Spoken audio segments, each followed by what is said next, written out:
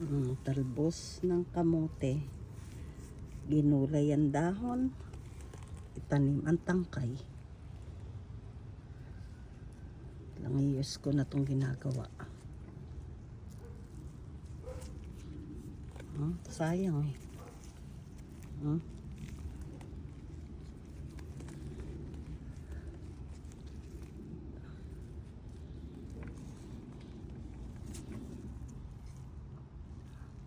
Yung iba meron ng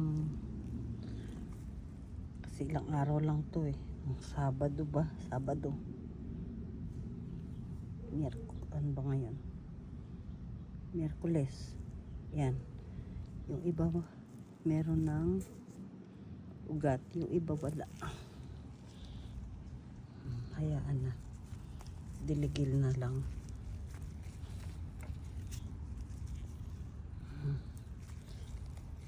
Ganito lang ginagawa ko para magkaroon kami ng talbos.